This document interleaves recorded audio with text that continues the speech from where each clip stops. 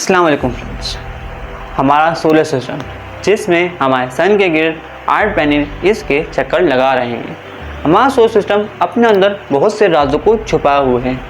Friends, क्या आप जानते हैं हमारे सोलर सिस्टम के सेंटर में हमारा सन है। सन जो है, जो हमारे सोलर सिस्टम का 99.89% मास ऑक्यूपाई करता है, जिसकी वजह से सन के चारों तरफ हमारे 8 प्लैनेट्स रिवॉल्व कर रहे हैं, यानी चक्कर लगा रहे हैं। जिसमें सबसे पहले मरकरी, वीनस, अर्थ, मार्स, जुपिटर, सैटर्न, यूरेनस और नेपट्यून है। तो चलिए फ्रेंड्स, आए हम इन प्लैनेट्स के बारे में थोड़ा सा इंट्रोडक्शन कर रहे हैं, तो हमें वीडियो को एंड तक वॉच कीजिएगा।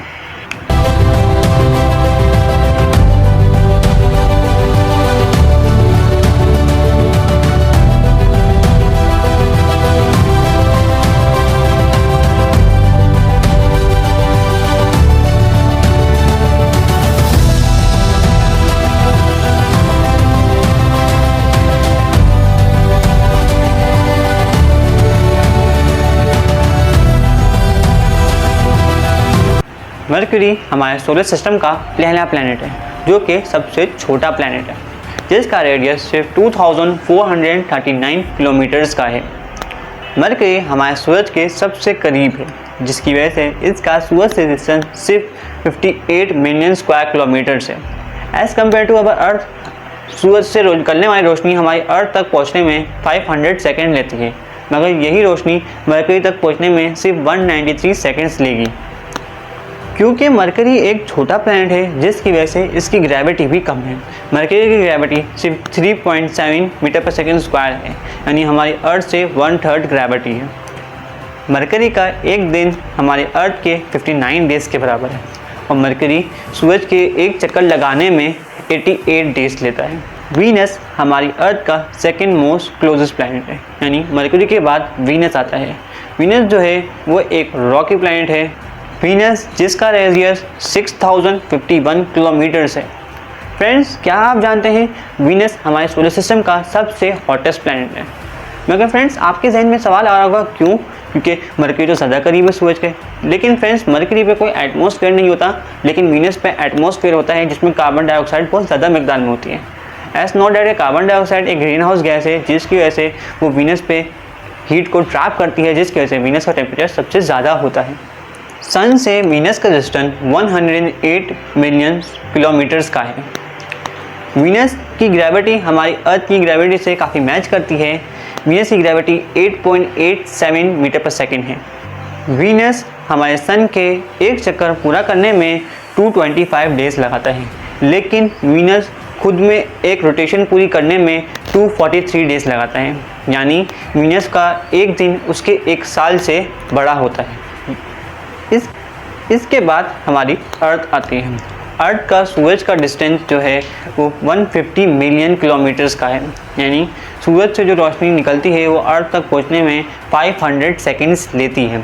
हमारी अर्थ 24 आवर्स में अपना एक रोटेशन पूरा करती है, और हमारी अर्थ सूरज के चारों तरफ 365 डेज़ में अपना एक सर्कल पूरा करती है। हमारी अर्थ के पास अपना एक मून भी है, जो कि हमारी अर्थ से डायरेक्टली लॉक है। 4 नंबर पे हमारे सोलर सिस्टम में आता है मार्स।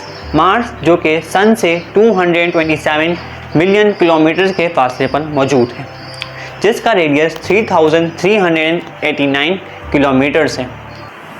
मार्स जिसके अपने 2 सैटेलाइट्स हैं, यानी इसके अपने 2 मून्स हैं, जिसका नाम फोबोस और डाइमस है।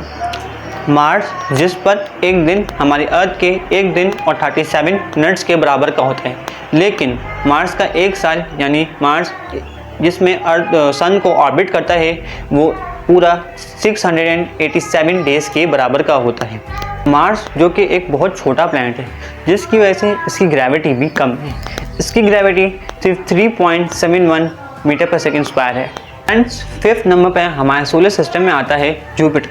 जुपिटर जो कि हमारे सोलर सिस्टम का सबसे बड़ा प्लैनेट है, जो कि एक गैस जाइंट है। जुपिटर का हमारे सन से डिस्टेंस जो है वो 778 मिलियन किलोमीटर्स का है। जुपिटर का रेडियस 69,000 किलोमीटर का है। जुपिटर पे एक दिन 10 आवर्स एंड 56 मिनट्स का होता है, लेकिन जुपिटर पे एक साल अर्थ के 12 साल के बराबर का होता है। जुपिटर हमारे सोलर सिस्टम का सबसे बड़ा प्लैनेट है, जिसकी वजह से इसकी ग्रेविटी भी सबसे ज़्यादा है। जुपिटर की ग्रेविटी 24.79 मीटर पर सेकेंड स्क्वायर की। जुपिटर जिसके अपने खुद के 95 सैटेलाइट्स हैं, यानी जुपिटर के 95 नॉन मून्स हैं। 6 नंबर पर फ्रेंड्स आता है सैटर्न। सैटर्न जिसे हम द प्लैनेट ऑफ रिंग्स भी कहते हैं, जिसके अपने खुद के 7 रिंग्स हैं और इन रिंग्स में बिलियंस ऑफ रिंग्स हैं। सैटर्न जो कि हमारी अर्थ से 1.4 बिलियन किलोमीटर्स के फासले पर मौजूद है। सैटर्न हमारे सोलर सिस्टम का सेकेंड लार्जेस्ट प्लैनेट है, जिसकी वजह से इसकी ग्रेविटी भी ज़्यादा है। सैटर्न की ग्रेविटी 10.44 मीटर पर सेकेंड स्क्वायर की है।